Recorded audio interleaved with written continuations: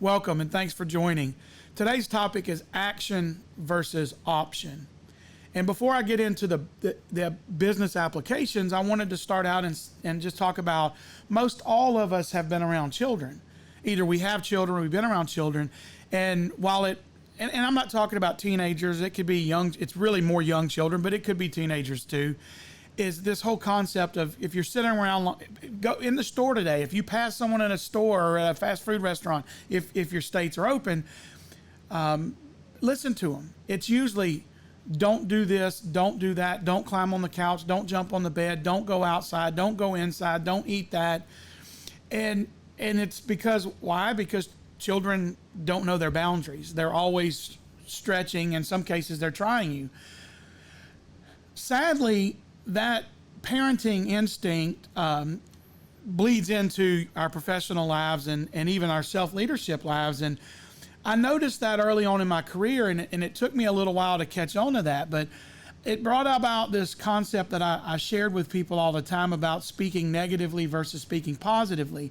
And what I told people is, when you speak positively, people's brains go to action, and when you speak negatively, people's brains go to option. That's where their thought process goes. So if I say, don't do something, don't pick that up, well, that's telling them a very specific thing, but it's not telling them what behavior I am expecting. If I say, read a book, or put that in the pantry, or drive the speed limit, I'm being very, very, very prescriptive and specific, and therefore they either do it or don't do it, but they go directly into action. When you say when you speak in negative terms, a lot of times those mindsets will go to options like, okay, well, I'm not supposed to do this, but what am I supposed to do? And so as leaders, and again, this can apply to all leadership, even in your family and yourself, when you look at what you can't do versus what you can do, and what you should be doing versus what you shouldn't be doing, well, there's a lot more options that you could possibly do.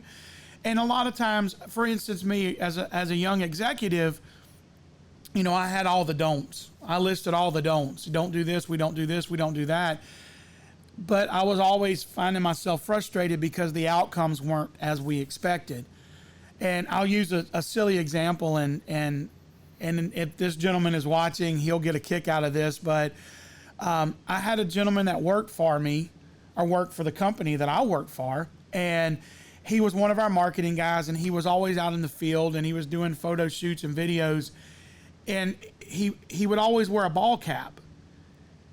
And the ball cap would always be some other ball cap than the brand of the company that was paying him to be on the road. And, whether it would be, I won't even get into brands, but it would just be a different brand, and it wouldn't be a competitive brand. We're paying him to be out there to talk about our story and to tell our story, and he's representing another brand. So I would say, don't wear such and such hat. Well, then the next photo would come up and he'd be in a different hat, but not ours. So it occurred to me after about the fourth time, I picked up the phone and said, please wear our logo hat. He goes, okay. And for their own, he wore our logo hat. Now, that's a very comical and small example, but in his mind, when I said, don't wear such and such brand, that left him a world of options. He thought maybe I had a problem with that particular brand, or he didn't understand why I was saying that. So when I said, wear our brand, we're paying you to be in the field to represent our brand. And while that may be a level of specificity we don't want to have to go to because we feel like you're an adult and we're paying you and you should know that, that's not the case. So had I spoken in positives and given positive direction, he would have gone to action earlier, but instead he went to options, and it took us a few times to get it right.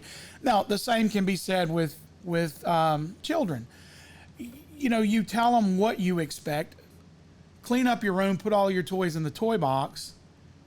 It's going to be probably more effective, maybe not, it depends on your children, than don't mess up your room, because they're going to mess up their room. We know those things will occur. So again, when you speak in positive, people go to action. When you speak in negatives, people go to option. So as you go through your day to day, just challenge yourself. Think when you communicate with people, always think about how you're speaking and analyze that. Did you speak in action or did you speak in option? Because we love option because that becomes autonomy.